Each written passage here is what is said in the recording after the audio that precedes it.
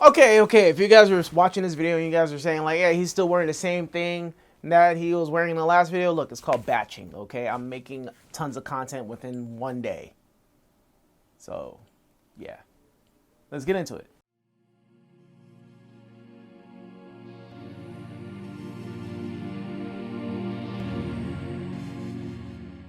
So recently, if you guys have watched any of my previous videos, especially some that I was talking about projects I was working on, I remember I was trying to make my own indie fighting game.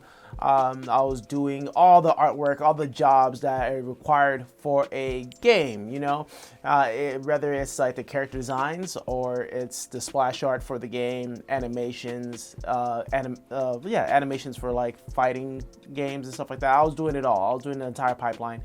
And this is like one of the main reasons why I always like preach about you should just do project-based work. I've known and seen tons of artists online through Discord, TikTok, Instagram, and they don't know what to draw. And just like, I have no inspiration for anything. And you will never know what to draw unless if you had a project in mind. So I was doing this project for a while and I just threw it to the wayside because I picked up a 9 to 5. And as I was working and I didn't have time to draw, I just had a lot of time to reflect on what I truly enjoyed in art. And it's a lot of things, unfortunately. But I think the main thing that really stuck out to me was anything to do with animation. Like, I want to do animations, I want to do storyboarding, I want to do some storytelling. That's something that I found really enjoying. And it just, you know when you work on something creatively and it just gives your day some more life, some more oomph, you know, you just get that really good feeling inside. And that's the type of feeling that I have when it comes to doing art, and I always strive to chase that same feeling, because I think when you start chasing the things that make you feel good, you start realizing what your purpose might be and what you want to do or how you want to live the rest of your life. Always chase that good feeling. I am going to be documenting my entire process of learning how to be a storyboard artist. I have done some previous learning in the past, whether it's at school or in books, but I haven't really put any of those principles in mind because I've been mostly doing these illustrations and some small animations here and there, but nothing with a storytelling theme to it. But I want to be an action board story. I want to be an action board story.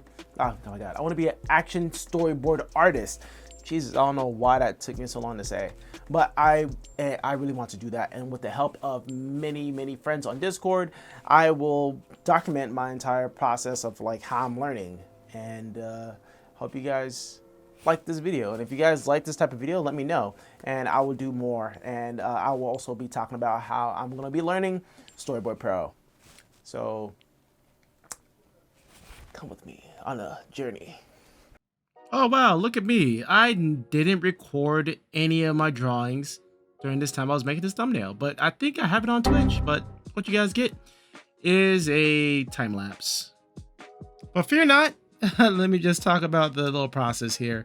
I didn't know if I was making thumbnails right. I was just trying to get it done. I was so excited to get back into drawing, and I really want to start using Storyboard Pro, but I feel like I needed to make thumbnails. So I just jumped into it, started making thumbnails. And these are not exactly thumbnails. You know what these are? These are like well drawn, polished storyboarding scenes where the drawing is like a little bit done too well. Like I was so confused because when I showed it to my friends who are storyboard artists that work professionally, by the way, they told me that these are not thumbnails, and I felt like a fool. But there's so much more that goes with it. Stupid. So I actually started taking notes from one of my friends. This is his name is Karan. I will link his Instagram and stuff into the bio and stuff. But he was telling me how he had his thumbs planned, and also what helped him a lot was actually adding in the camera direction, which are the little triangles. I didn't do that. I was just doing this all from the top of my dome because I normally just do things from the top of my dome, which is not the best. And here's the shoebox method where you have the 180-degree line there. So the biggest rule in directing is not to break the 180 rule because it will just make things confusing for the audience. So I have screen capped this, took this. You let me I didn't steal it, but he let me use it as an example. And I started to learn from him and another artist named Katrin, who's also another amazing storyboard artist I met through TikTok. So I'll link all their socials in the descriptions below. So I established my little shoebox, and the shoebox is here is just to like have an idea of what the surroundings are.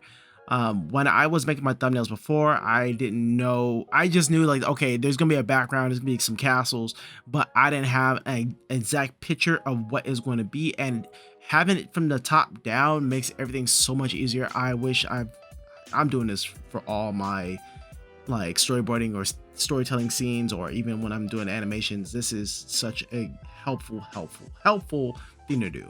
So I established my 180 rule, my 180 line of direction.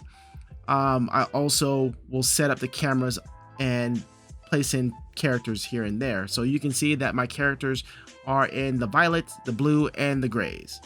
Now I added in some stairs and some pillars, a table, and there's a cup or a chalice that's also involved with this, I guess, the shot planning. So right now I'm planning out my shots. These are my cameras. I number them just to like have an idea of like, okay, so this is gonna be for shot 1, shot 2, shot 3, and this will go and like, you know, just be with my entire storyboard or thumbnail that I have laid out. So I have them panning and never trying to cross or break that 180 unless it's for a good reason. So here I thought it was done, but I was like, you know what, I should probably make another shoebox for a different change in the scene on what's really happening, just to like really drive home what I'm going to be shooting or drawing in these shots. So I'm thinking more like a filmmaker and not more of a like, I just want to make pretty art. So I just copied and pasted everything and threw it down below and just changed up the positioning just a bit. I know there's going to be an explosion that takes place at the end of the scene, and that's when I jump into the action part, which I'm super excited for. But this is more like me practicing and learning as much as I can before I like start actually putting this into a portfolio. Okay, so I had my artwork revised by some friends, industry friends that are working in storyboarding as we speak, and they pointed out so many glaring errors, which I am so happy and thankful for. If you guys want to see like clips or footages of like what a critique is like from people like who will actually give you like professional feedback, let me know in the comment section down below. But this is what I gathered from all of their critiques, is the fact that all my shots were staged in the middle. There wasn't a lot of foreground elements to actually make a scene look like a believable scene. The advices they gave me is to look at the things that I want to emulate, which is Legion, because I really want this to be a trippy experience. So I have to go back, rewatch some scenes from Legion, and also try to see if I can copy any of those scenes or see if any of those scenes will actually fit into what I'm trying to illustrate here, or what I'm trying to portray in this story. There's so many things I could have done. I broke the 180 rule, or it wasn't really broken, it was just kind of wonky. I didn't have my characters look at each other, or there wasn't like established in a shot where they will be side by side. And I think one of the issues were that like it was kind of confusing to judge what I'm doing, because it's not like laid out in Storyboard Pro. Doing this horizontal is kind of hard to like make out everything. One of my other big critiques is that I could have pushed this one scene here a lot better, where I can have the king appear over our main character very close and then have an explosion in the background. So there are some more stuff that I'm probably like forgetting, because it was a lot of errors, and I was quite embarrassed, but I was actually quite thankful because I learned a lot from this experience. So if anything, don't avoid critique. Try to seek critique from people that, you know, are professionals, or, you know, they have some merit in the game of giving out valid critiques. Again, that just helps me. It just helped me so much, and I really wish that people weren't so afraid of asking for critiques.